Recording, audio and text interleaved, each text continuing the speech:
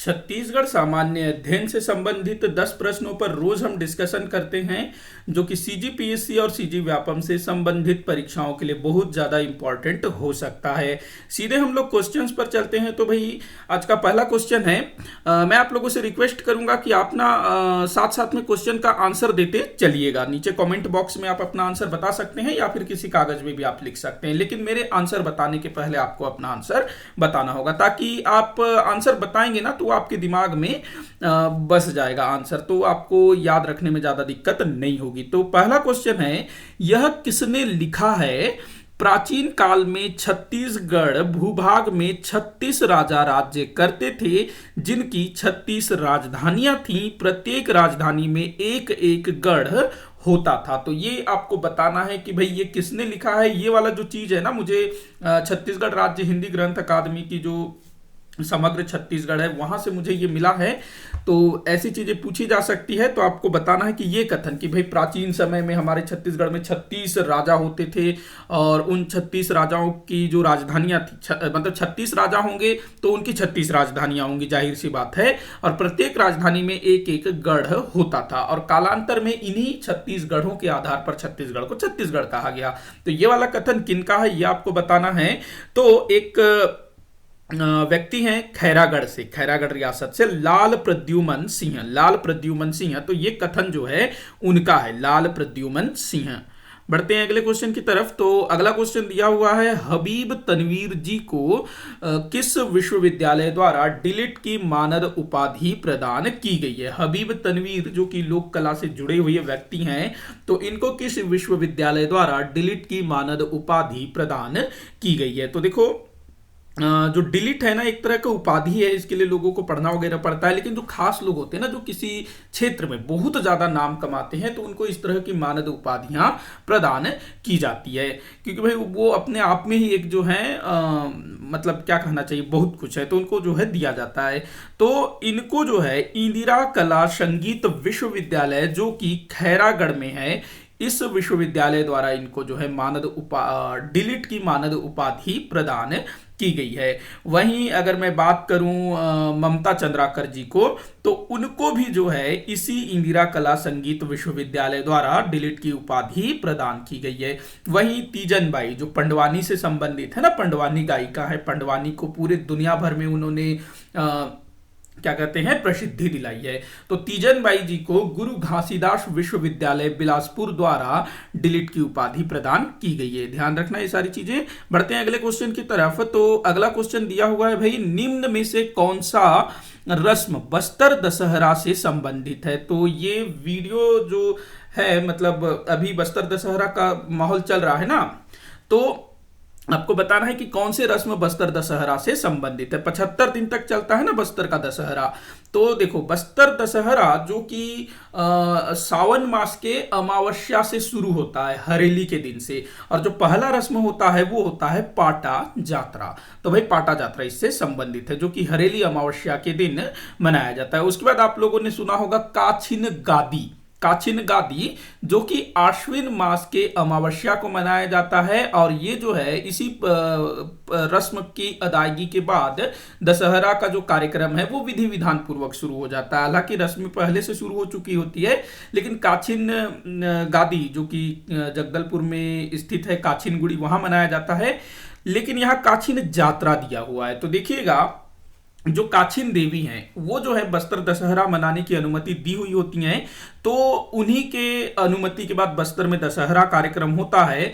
तो बाद में ना उनके प्रति कृतज्ञता प्रकट करने के लिए कि आपके अनुमति से, आपके आशीर्वाद से हमने जो है दशहरा अच्छे से मना लिया, तो दशहरा के आखिरी रस्मों में से होता है काछिन जात्रा, जो कि आश्विन मास के शुक्ल पक्ष द्वादशी को मनाया जाता है। जिस दिन मुरिया दरबार होता है ना, उसी दिन काछिन जात्रा भी होता है, और इसके दूसरे दिन फिर ओहाड़ी नामक रस्म होता है, जो कि दशहरा का अंतिम रस्म होता है। तो काछिन गादी अलग है, ध्यान रखेंगे, शुरू में होता है काछिन गादी अश्विन मास के अमावस्या में, और काछिन जात्रा जो है द्वादशी में होता है, और ओहाड़ी जो है त्रयोदशी को, जो कि आखिरी रस्म है। निशा जात्रा ये जो है आश्विन मास के अष्टमी को मनाया जाता है। आश्विन मास के शुक्ल पक्ष अष्टमी को निशा जात्रा मनाया जाता है, जिसमें जो काकतीय राजवंश के जो पारिवारिक लोग हैं वो इकट्ठा होते हैं, जुलूस निकालते हैं। तो ये तीनों ही रस्में जो है बस्तर दशहरा से संबंधित है। मैंने बस्तर दशहरा पर एक डिटेल वीडियो बनाया हुआ है, आप लोग चाहो तो उसको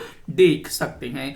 तो यहां आपका क्या आंसर हो जाएगा, तो कथन एक मतलब उपरोक्त सभी सही है, उपरोक्त सभी कथन सही है, तीनों कथन सही है, मतलब तीनों जो है इससे संबंधित हैं।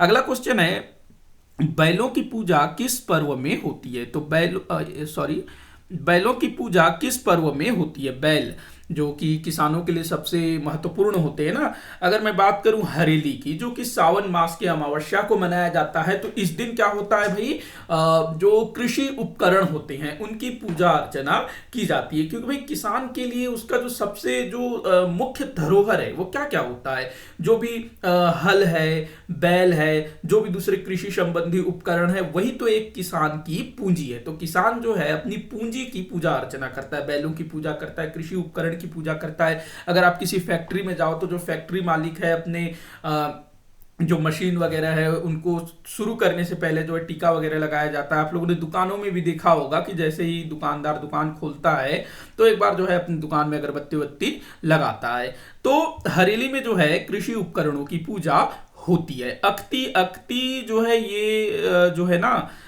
इसका मुझे अच्छे से नहीं मालूम, हाँ ये भी कृषि संबंधी ही पर्व है। पोला में जो है बैलों की पूजा होती है विशेष करके। इसमें जो है मिट्टी के बैल भी बनाया जाता है, जिसको नंदी कहा जाता है, नंदिया बैल भी कहा जाता है। नंदी ध्यान रखेंगे, नंदिया बैल। बस्तर क्षेत्र में नंदिया बैल काफी मतलब फेमस है, पूरे छत्तीसगढ़ में फेमस है। तो इसकी पूजा की जाती है मिट्टी के बैल बना करके। और इस दिन जो है बैल दौड़ का भी आयोजन किया जाता है। दिवाली जो है ये फसल वगैरह कटने के बाद मनाया जाता है दिवाली, तो ये भी इंपॉर्टेंट है। दिवाली भी दिवाली का एक रूप हम इसको मान सकते हैं। तो इसका आंसर होगा पोला। पोला में जो है बैलों की पूजा होती है। कब मनाया जाता है भाई पोला? तो भाद्रपद मास के अमावस्या को पोला मनाया जाता है। बढ़ते हैं अगले क्वेश्चन की तरफ। तो अगला क्वेश्चन दिया हुआ है, बिलमा नृत्य किस जनजाति द्वारा किया जाता है? बिलमा नृत्य, तो ये जो बिलमा नृत्य है ना, ये बैगा जनजाति द्वारा किया जाता है। आप लोग नीचे कमेंट बॉक्स में बताइएगा कि उरांव जनजाति द्वारा किया जाने वाला प्रमुख नृत्य कौन सा है, माड़िया जनजाति द्वारा किया जाने वाला प्रमुख नृत्य कौन सा है, ये बताइएगा। ये आप लोगों के लिए आज का क्वेश्चन है। तो बढ़ते हैं अगले क्वेश्चन की तरफ। तो हाँ, अगला क्वेश्चन है, छत्तीसगढ़ राज्य वन विकास निगम कब अस्तित्व में आया? छत्तीसगढ़ राज्य वन विकास निगम ये कब अस्तित्व में आया भाई? तो मई 2001 में छत्तीसगढ़ राज्य वन विकास निगम अस्तित्व में आया। अगला क्वेश्चन है, वनों के क्षेत्र के संदर्भ में छत्तीसगढ़ राज्य भारत में किस क्रम पर है? ये वाला क्वेश्चन और अभी जो पिछला वाला क्वेश्चन है ना, ये जो है ना CGPSC 2019 में पूछा गया था। तो इसमें हमारा छत्तीसगढ़ किस क्रम में है? तो तृतीय स्थान पर है, वनों के क्षेत्रफल के आधार पर। कौन से स्थान पर है?